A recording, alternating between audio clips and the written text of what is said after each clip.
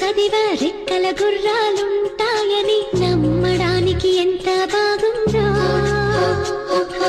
బాలమిత్ర కథలో చదివా పగడపు దీవులు ఉంటాయని నమ్మడానికి ఎంత బాగుందో.